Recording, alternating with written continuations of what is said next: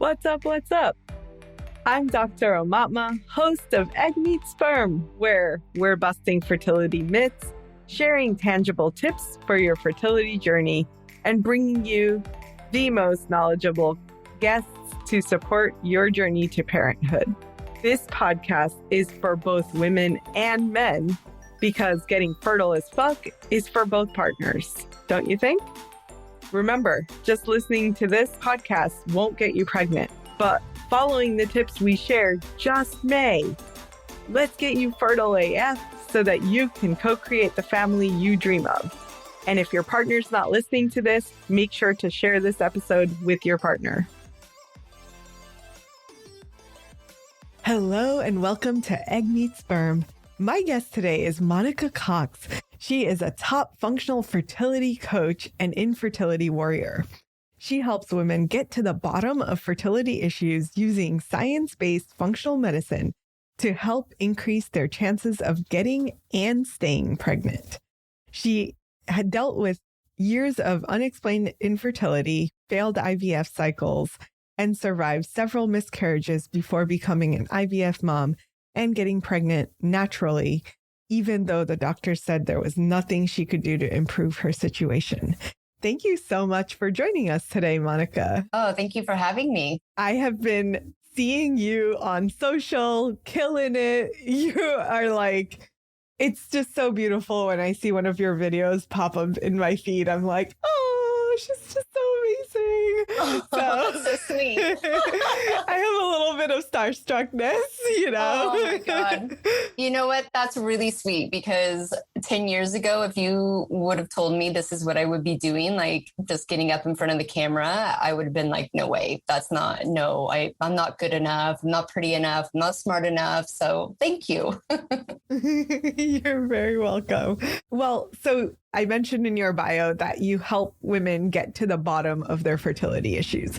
So what is the bottom of most fertility issues? Yeah, so everyone has a root cause. Like most fertility issues have like literally nothing to do with your lady bits, right? Even polycystic ovarian reserve, endometriosis, even though we're looking at that area, there's something happening somewhere else in the body that is contributing to that issue.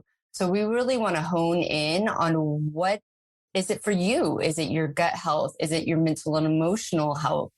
And then all the contributing things that cause those situations to go haywire, and really look back at your past, right? Because it's not like you just started trying to conceive and then all of a sudden you have fertility issues.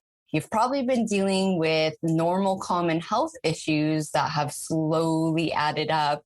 And then for a lot of us who are waiting to have children, we have a few more years tacked on of all this oxidative stress. And then the doctors just look at us and go, oh, you're old. You're like, not that. No, we're not going there. Right. Yeah. So like age is really not the thing that is making or breaking it for most of us. What do you believe is at the core of a lot of these issues? Society. If I can sum it up that nicely, our food industry, our mental and emotional health industry, our wellness industry, the stress to always be doing, achieving. I mean, just at all levels of how you live your life, even like just consuming TV and social media, it just really builds up. Right. So there's not really many people that it's just like one singular thing, right? Like, oh, your diet's bad and that's the one thing that's contributing to it. And for a lot of us, it is past traumas that we don't realize that we've had, and then it just kind of builds up. And like I said, I was 27 when I tried. I wasn't even old, right? And I was like full blown autoimmune issues. And I didn't even realize I had autoimmune issues because I wasn't showing, thyroid issues or, skin issues or anything. It was a really kind of silent issue, but I had all the normal and common ones. IBS. I was like sick with tonsillitis almost every single year, brain fog, joint pain, crazy PMS, So all these normal and common things. And it was just the way I was living life in all aspects. I wasn't on the right diet for me. I was type A, always on the go, always doing, always having to achieve. And I didn't actually have any self-love or self-worth. And you wouldn't have said that about me, right? Like I was really outgoing, I was the life of the party, but alcohol contributed to me being able to be the life of the party. And so I don't think there's one specific thing other than the word society that puts everything onto us. Mm-hmm. Mm-hmm.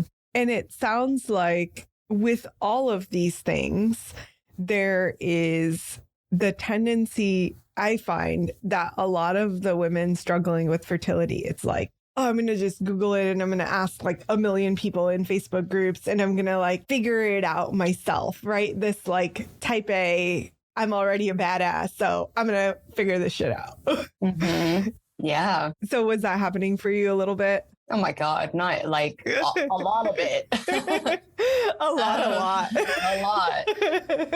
During my journey, Instagram wasn't invented yet, right? So let's go back to the old school chat rooms where you were literally asking, random strangers, what did you do? What did you use? And I know it still goes on in Facebook and on Instagram and stuff, but I know they were out there. I don't want to say there was nothing out there, but it definitely wasn't in front of your face like it is now. Like the functional medicine wasn't a big thing. There was no infertility or fertility issues podcast out there. So I was really scrambling for resources and answers. And for over 3 years, just trying all the common things that you would do, which in hindsight now would have never worked for me. I understand they work for many, many people, but it was just like a massive rabbit hole. And whether you can look at a good thing or a bad thing, like it's even worse now, right? Like you have a lot of people out there, including myself, talking about different things that you can do to improve your fertility. And it is until you kind of hook up with someone or really find that connection and just like really center yourself instead of ping-ponging everywhere. Because the thing about health, as you know, is that it's not linear. Right? You can't just like start a diet and then 3 months later you're pregnant. Like, yes, some people get that and I'm super happy for them. But when you're dealing with, like hardcore autoimmune issues or, very limiting subconscious beliefs, it's going to be a journey. It's going to be a process. And you got to find your community that is going to help you get through those hard times when you fail, right? Quote unquote. Because my journey, I failed way more than I succeeded. And I could have easily stopped after my first pregnancy, which was my first miscarriage, and said, well, that didn't work. The diet didn't work. The lifestyle didn't work. I'm not pregnant. And you got to really like switch your mindset around and go, okay, I'm way far ahead than the 6 years that I never got pregnant, right? So, and you kind of got to dig yourself in a little bit deeper. Yeah. And I think that what I hear you saying is really to have a guide and to have someone that's like with you on this process and this journey, because there are going to be ups and downs. It's not always a linear, like, oh yeah, here's the top of the mountain, let's go. But you're going to like have these downturn moments, and that's tough, especially as I also will consider myself a recovering type A. So it's really tough when stuff isn't perfect, right? Like you're like, but I was supposed to be pregnant years ago. Like this is already too far of a test for me. And now you're saying, oh, I'm going to have these downs.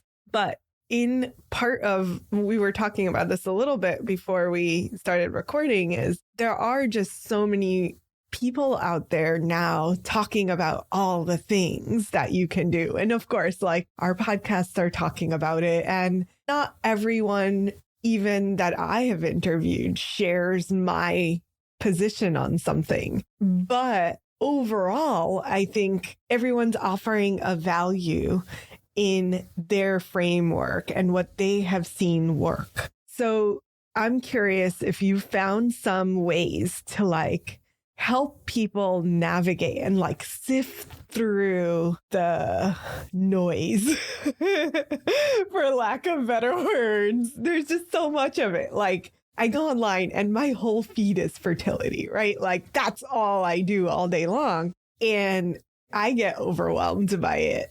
So I'm curious, for the couples that you work with or the women that you work with, what do you tell them in terms of like how they can navigate through all of this? Yeah, everyone has their own truth, I say. And so instead of getting like really caught up of like, well, they don't agree with me, or they said this or they said that, you have to go internally, right? Because there's many ways to get to the end goal. Like, not everyone has to go autoimmune paleo, right? And shouldn't. So sometimes like the experts get caught up in their own ego of like, well, this worked for me, so that's the only way. And that's just not true. So with my clients now, what I'm trying to help them do is tap into their intuition, because you will be able to know what is right for you if you learn to listen to your body. And every step of my journey, when my intuition was telling me something and I listened, I succeeded. When I didn't listen, my journey got, years added to it, financial costs added to it, heartache added to it. And sometimes it's really hard to listen to your intuition when you're sat there and with a white coat in front of you, especially, right? With the doctor in front of you who's supposed to be the expert, but your body's screaming at you like, no, that is not what I need. Or even with like a coach like myself, I always say to people, even we're talking about supplements with a client, and I said, do you really have to be on the wheatgrass? She's like, well, A, B, and C happened when I started taking it. I said, okay, then you be on the wheatgrass. It's serving you, right? And you really have to just tap into yourself. And it's hard because we weren't taught this, right? This is for many of us been lost in translation. I'm pretty sure our great grandmas knew exactly what we were talking about. So that's the key. I think that is the key to just really tap into yourself. Yeah, I totally agree with that. I think if I look back and look at all the clients that have been successful and like got to their goals faster, they all came in with this, like, I'm really clear that you are my person. And then the people that weren't necessarily unclear, but they weren't like, yeah, this is my intuition. They were more like, you seem like a smart person. It's a maybe, like it might happen for them. But yeah, for the people that like are really in tune with their intuition, and I have said this repeatedly so many times, like if someone's trying to sell you on working with them, don't do it. Like if you feel like you're being sold to, that's not a good fit. Separate from that and like just take time to tune into yourself. Like, what is your intuition saying? And most of my very first client, I remember saying that too. I was like, I have a lot of theories about fertility. I've been researching the crap out of it for myself, but it's all theory. I don't know if I can help you. Yeah. So go check in with yourself, go meditate, go listen to your intuition, and call me in a few days and let me know if this is the right fit. And she called me on Monday morning and she's like, you're the weirdest doctor ever. Like no one has ever said that to me. And my intuition's really clear. Like you're going to be able to help me. So that was like the start of all of this for me. But I love that. Like, I think that it is, especially as women, it's something that's so inherent in us. And yet we often had to put it to the side to become the badass women that we are. We like went into like, this is what I need to do. And this is what science says. And this is what, and we like shut away all of this wisdom that we have within ourselves. Yeah, massively. I mean, it's that masculinity, right? We were brought up in that masculine, like, oh, I got to be doing this, and I've got to achieve this, and I've got to work my ass off to succeed. And it's really interesting now to be tapping back into the feminine side and accepting that side, and then realizing that side's pretty damn smart and probably could have got you to your ultimate goal a lot quicker. Faster. Whether that be your career, your family, just inner peace, like whatever it is, it's like, okay, I get it now, right? Yeah, absolutely. I love this conversation. I could talk about masculine and feminine all day. I'm curious if, in terms of like gut health, for example, what trends or things have you been finding with your clients that indicate that gut is pretty important to hormones, to fertility, to everything that's happening in our bodies? Yeah. So it's really two-sided. And sometimes it feels like really extreme as well. So like one side, it will be the physical, structural, there's like really stuff going on, right? Like you've got SIBO, you've got H. pylori, you've got leaky gut. And so those things are just wreaking havoc and really just destroying the whole system. And then the other side is just purely down to mental, emotional, too much masculine type A, go, go, go. And so they're on these perfect diets. They're maybe even doing AIP, which is like really extreme. They've got the supplementation, they've got the body products, they've got everything, right? And they're still really confused of why their hormones are out of balance or their thyroid's out of whack. And I'm like, look, stress will mess you up, right? And you need to learn how to handle that stress because it's never going to go away. We need to find techniques, and you need to tap into that subconscious mind of like, why do I feel like I have to work a 50-hour work week and be the wife and run a household and be the daughter-in-law? And then for some of us, already have a kid or two, right? And so for me, it's those two trends. So if you feel like you're doing everything right, but if you're just get real with yourself and have an honest conversation, you can really, and I feel like that could be a real dramatic change. It could be really quick if you get the right support, tapping into the vagus nerve, really improving your sleep. You can dramatically change that quite quickly. Where if you have the structural, physical stuff, that takes a little bit longer. One, to kind of figure out, not everyone can do like herbs and support like that. Sometimes you do need, Western medication. But yeah, it's just crucial. It's going to be so interesting in the next 10 years when this like really, really comes out as to like, this is a real thing. Yeah, it's going to be really interesting because we know, right? Like we see the connection, we see the studies,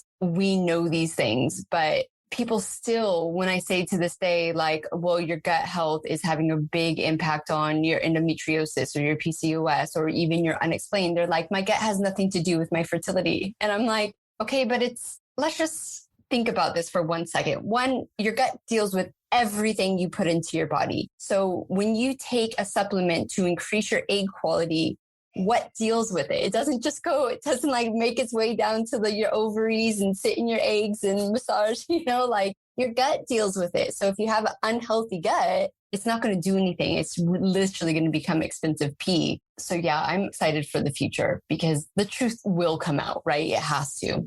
Right. Yeah, absolutely.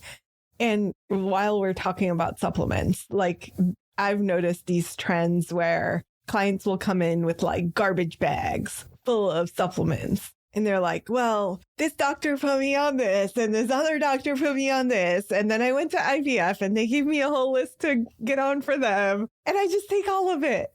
That's crazy. And I just like, oh my God. Oh my God. I've been there, right? I'm surprised I didn't go blue from the amount of stuff I took. And I tell my clients, it's because it's tangible. When you're type A, you want to be in control of everything. So the supplements actually become, and I think the diet on that side too, they become the tangible things that you can control. You can control what you eat. You control that. And yeah, I see the same thing. And it's like, this is crazy. You're actually doing your body a disservice because you're ODing on these supplements that it's just too much and your body doesn't know what to do with it, or it's unbalanced, right? Like you see these people pop in like loads of zinc and have no copper in their diet, where you're like, well, like that's going to cause an issue in itself. Like there's a balance. So once again, I think it comes down to the mindset. They have no control, right? Like literally you have to release and surrender and let your body heal and give it time, which are all scary words, a fertility journey. And so, yeah, I've been there. I know. Yeah, it's absolutely like easier for me to say, hey, I'm just going to make a list of all the things I can eat and not eat. I'm going to make a list of my supplements. Take this in the morning, take this in the afternoon, take this at night. Like the lists and the to-dos that help us feel like, okay, I'm in the driver's seat and I'm like headed in the direction of having a child as quickly as possible is reassuring. And sometimes it's like it's working against us to a certain extent. I'm sure you probably find this too, is like it's taking a laundry list of everything that you have seen, heard, read, told, like just put it all in there. Sure, why not? And on one hand, I get it. I understand why it's happening. But on the other hand, I'm also like very cognizant that sometimes these supplements are not good quality, right? So then you have like toxins essentially that are going into your bloodstream that you are straining your liver to have to process out. Even if it's a non-toxic supplement, it's got binders in it at the very least. Yeah. A lot of these binders are not the greatest. We just think, well, it's not going to hurt us, right? So we'll just do it. But the reality is, more is not always better. And like we were just talking about, I think through this whole conversation is talking about that surrender, letting that go. And it's like, well, what if that one supplement was the one that was going to get it? And we need to rethink about things and think, what's the one thing you can actually do to really improve your situation? The top thing is going to be slow down, right? And stop overanalyzing every single aspect of your journey. And a big part of my practice is finding the joy again, because so many of us lose it and we don't even realize how unhappy we are. We could be in a loving marriage, like hopefully, right? Or in a partnership, and we could have a good job, but we have stopped being us. And sometimes that's a good thing, right? Like I needed to stop being the party girl, but I needed to bring that joy back into my life. And it's so cliche, but it is like the power of now, right? Doing the things now that you love and that you're grateful for while you're working towards your ultimate goal, which means you probably will have to change your diet. It's a great thing you're getting rid of all the other toxins in your life, which includes negative people and social media feed. It's clean that feed up, get that positivity back into your life. I feel like a lot of the trying to conceive accounts out there are sometimes really damaging in a sense that they focus too much on the negative side of things. And we want to be celebrating and you want to be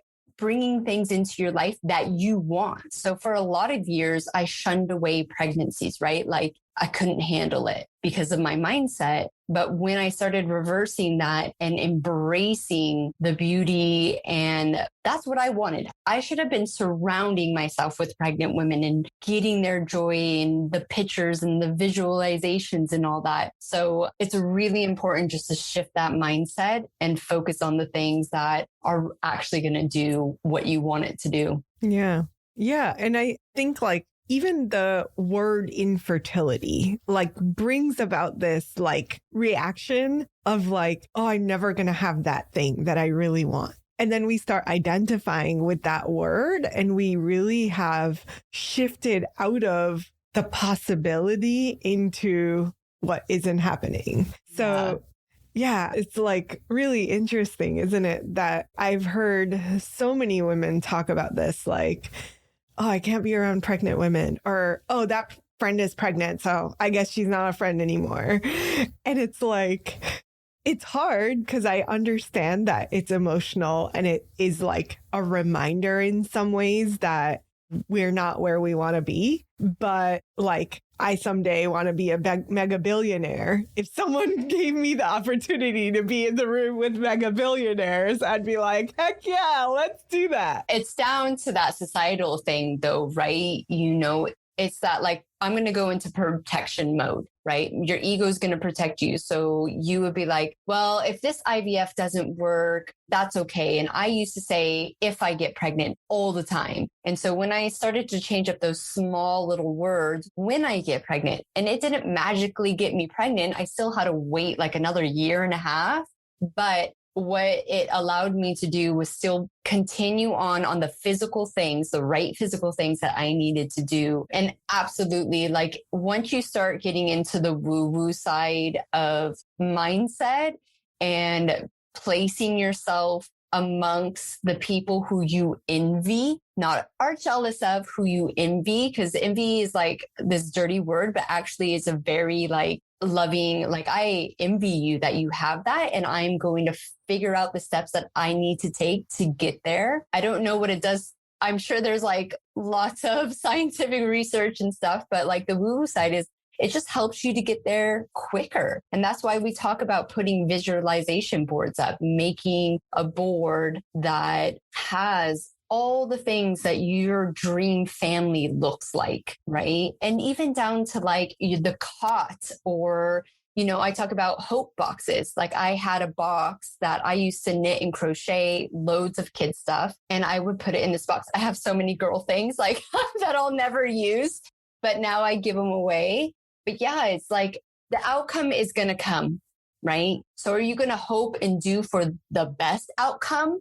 Or are you going to keep telling the universe that you'll be okay with the worst outcome? It's a big mind shift change for sure. Yeah. Oh, so good. I think this is like, I'm getting the chills of like, this is the important stuff, right? Because we can talk about the physical side, which I think is equally important. Don't get me wrong. But I do think that there's this component that we don't like kind of embrace as much, especially in the fertility world. And I agree with you, like the amount of negativity out there, if it's coming from doctors that are like, oh, you're never going to have your own child. You're never going to get pregnant. You're never, blah, blah, blah. You know, someone messaged me yesterday and she's like, my doctor told me I only have an 8% chance of conceiving with IVF. And I was like, okay, so find a different way. Like, if it's only 8% with IVF, maybe you say, yeah, that's not the path for me. Maybe that means I need a different path. But it's kind of like we were talking about earlier, like there are just so many paths to the same goal. And if one path feels like a roadblock or not the right path, or intuitively like, yeah, does not resonate with me, then find a different path instead or a different doctor. Seriously. Like I wouldn't go back to that doctor either, but right?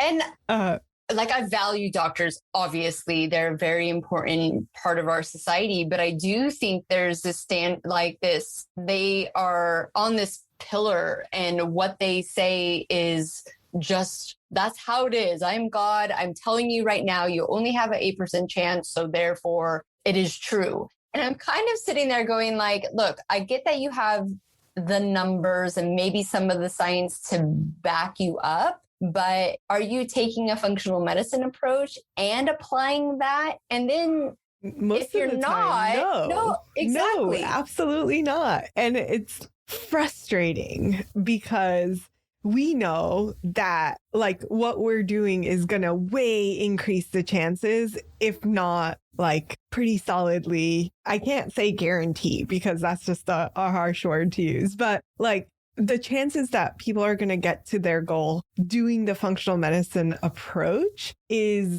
way likelier than something else. And even if they need to do IVF, at that point, their chances are way different than if they hadn't done the functional approach first. Yeah. I'm telling you what, the IVF clinics that have caught on to a functional medicine approach, right? Like they literally just maybe put their clients on this like protocol for like 3 to 4 months before doing IVF, their numbers would skyrocket. And the amount of people who would get pregnant naturally after that, and which they can kind of claim because they love to say IVF teaches your body how to get pregnant, which I got told all the time. And it freaking absolutely pisses me off because one, how can a 40-something-year-old procedure tell a woman's body what it's been doing for millennia, right? And two, it puts all the hard work you put in to heal your body like in a corner, right? Like everything you've been through doesn't matter. It was IVF. So I haven't heard this before. I'm hearing this for the first time. IVF makes your body. It trains your body how to get pregnant. Yep. It teaches. Yeah. So ridiculous. Oh my God. Yeah. Like I have the chills. I get so mad about it. I'm like, that's so crazy. But yeah, I've been told that several times. I mean, the stuff that doctors have told me, I was laughed at by an OBGYN because my theory of autoimmune and fertility, I was like piecing it together. There was one book out there, Is Your Body Baby Friendly at the time, but he wasn't talking anything about the functional medicine side. No. I brought that in. Yeah. And he's talking about like, oh, let's give you steroids and shut down your immune system, which is really not what you're doing. I know. About. Yeah. I've been through both sides, so I do know. But yeah, I told her. And she said, well, you know, that's just made up science. And I was like, look, I don't care if it's a witchcraft. It is working. And then, after our first failed IVF, I mean, I still have the doctor's note. They were just like, there's nothing you can do. You have a low egg quality and that's it. Just try IVF again. So it's just really important to get these conversations out there with doctors. Like, I know I get a lot of stick because I'm not a doctor and here I am talking about doctor things, and traditional OBGYNs or fertility specialists just come at me because they're like, that's all misinformation. And I'm like, no, it's just not information you've chosen to study. Mm-hmm. It's not even that the information doesn't exist. It's that it exists and you're ignoring it. Mm-hmm. And that's the frustrating part is like, you know that it exists. I can give you like a binder, probably a few binders full of studies. And these are not like 5 people studies. These are legitimate studies that say over and over and over again that inflammation in your gut will cause inflammation in your uterus. It'll make it harder for implantation. It'll be harder to like carry to term. There are probably 7,000 studies on stress alone. And I'm sorry, but IVF doesn't have a solution for stress. They're not looking at stress. They're not looking at how they can support your body to better handle stress, let alone retrain your body if you've ran it into the ground, as most type A women have. Yes. Yeah, exactly. Yeah. So the smart doctors out there will absolutely catch on to this. And, like the Zeta West Clinic in London, they have very high success rates because she has, and she's not even a doctor, but she has looked at this and been like, okay, there are these links. Let's start putting our women through these protocols. And success happens, right? Yeah. I'm awaiting the day when US kind of wakes up to this and can integrate functional providers into their system. One day. I have dreams. You have big dreams. Yeah. But they've done this in Canada, right? There are several clinics in Canada that have basically require patients to work with naturopathic doctors before going into IVF cycles. Most of the time it's coming out of necessity because they're so busy. And because Canada is a one-pay system, they're like, well, we don't really care how you get pregnant. We're getting paid either way. And what they're finding is like, instead of letting them wait 2 to 3 years to get into a clinic and like be 2 to 3 years older, before they go into IVF, they can work with these providers that are going to change what's happening. A lot of them get pregnant before they get to IVF. And if they do get to IVF, these clinics are having way higher success rates than if they were to just go straight to IVF. Yeah. It's ironic. I have a few Canadian clients that are not in that system right now. So it'd be interesting to see where they are. Yeah. And I think it is happening. I know Fertility Hope Yoga, she works at an IVF clinic that is very, functional medicine forward. So like I said, the smart ones will catch on and they will have the people coming to them because of their success rates. Yeah. But we'll get to them first. Everywhere. May it be everywhere. I just wish that every woman and couple out there that's potentially struggling has even like the inkling that there might be another option. Right? Because I feel like so many times I've talked to women that are like, oh, I was told to do IVF. I went to IVF. I did 6 rounds. It wasn't successful. I'm like, not only have I taxed my body, I have taxed my financial resources. And now I'm like, you're my last resort. Can you help me? And now I'm like 5 years older than I would have been if I had come straight to you had I known you existed. Yeah, the same. It's like the last resource, and the conversation just needs to change around that. But it's hard because it is tied into most people, and I was the same, so I can say this, play the victim. And it's much easier, even though IVF is incredibly hard to go through, it's much easier just to show up at a clinic, do what they say to do. You get the eggs, you see the results, than putting in month after month and having to really start changing up your lifestyle, your diet, who you are, your sleep habits, even look at, do I stay in this job? I quit my job at 33. I was like, I can't not be overproductive and do what I want to do in my job and take care of my health. It just is not working. So it's a big shift. But I think it's super important, and this is what kept me going, is that when you start studying epigenetics or even just learning about the basic of epigenetics, you go, okay, we have to change because it's the future of our children's health. And, the studies are out there. IVF babies have more issues in various areas, and it's not the IVF. It is because we're pushing the woman's body to do something that it's screaming at us saying, I can't handle this. And so, we won't get into that. That's a different conversation, but that's what keeps me going and kind of makes me truly want to do this, because not only are you helping women give their children a better future health-wise, but you're actually creating conscious mothers as well. You're waking up, like how I had to wake up, like, hey, this really matters for long-term, bigger picture stuff. It's not just about having a baby. It's much more than that. Yeah, that's so true. Well, thank you so much. This was like such a nourishing conversation because I just find myself like really excited for the work that we're doing. And I just hope that whoever is listening can find a resource that is telling them something besides you have an 8% chance of conception. Because that's just dumb. That's really dumb. I know you have a gift for our listeners. Would you like to share what it is? Yeah. Well, if you go over to Finding Fertility, there's a free download. It talks about the importance of knowing a healthy ovulation, your thyroid levels, and your gut health. You can actually join the fertility formula for 8 days free as well and go in and see what's happening in there. So yeah, I would love to come and support. I know you have such amazing resources too. We'll have a link to your resource. We'll also have a link to your social media.